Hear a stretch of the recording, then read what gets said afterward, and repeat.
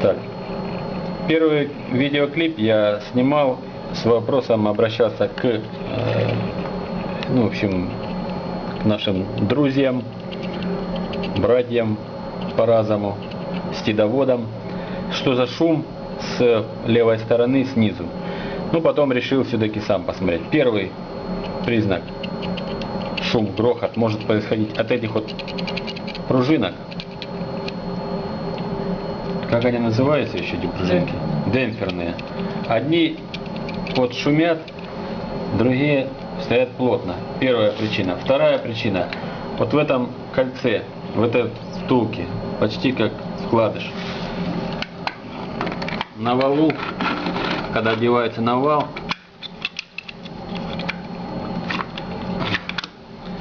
он болтается. Вот он, этот шум. Ну, не шум, а вот люфт. Легкий люфт. Ну, это люфт крышки, он прижмется пружинами. А вот болтанка, одна из неприятных таких составляющих шумов стида. Дальше, самое главное, мы добрались до до масляного насоса. И вот определенно этот шум. Мы его вращаем с помощью дрели, так как руками неудобно.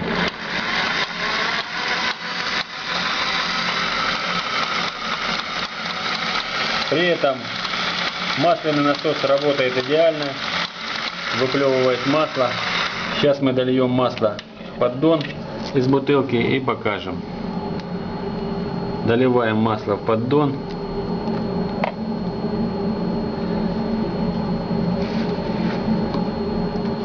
Подставляем бутылку, подстав бутылку так, чтобы было видно, как масло выплевывает.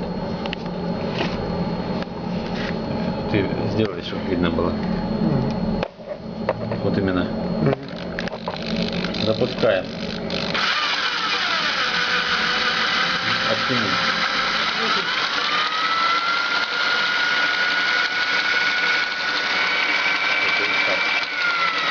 Вот, пошел выплевывать масло.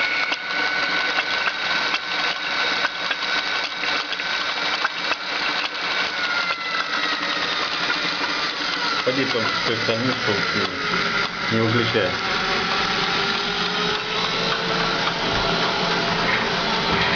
Близко не снимай.